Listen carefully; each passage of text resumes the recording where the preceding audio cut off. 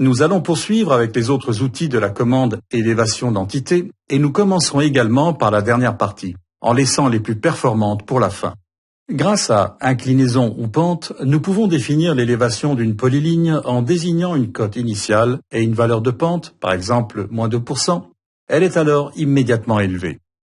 Nous allons vérifier la cote de l'extrémité et l'appliquerons à nouveau en fonction des valeurs de cote initiale et de la pente.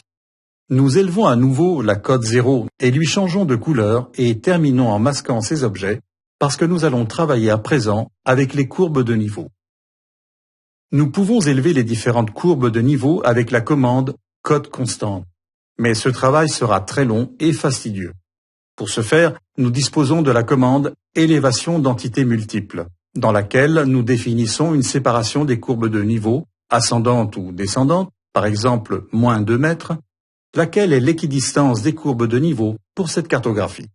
L'étape suivante consistera à dessiner un point initial et un point final qui traverseront les courbes que nous voulons élever et enfin, nous désignerons la cote initiale qui, comme nous pouvons le voir, correspondra à la cote 442.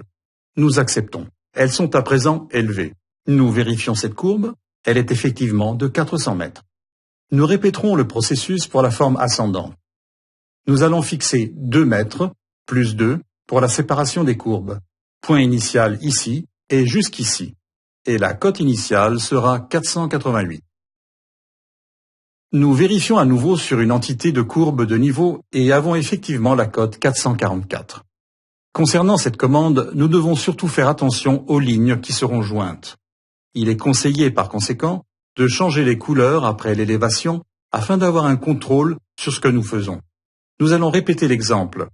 Dans ces cas, nous répétons commande, séparation de courbe descendante moins 2 mètres, point initial et final ici. Nous ajustons jusqu'au bord de la route, sans tenir compte de la route, car dans le cas contraire, elle sera également élevée, et nous attribuons 400 à la cote initiale, et allons de nouveau vérifier notre opération sur cette entité qui correspond effectivement à la cote de 350 mètres. L'un des exercices de ce cas pratique sera de compléter les autres courbes de niveau de ce fichier.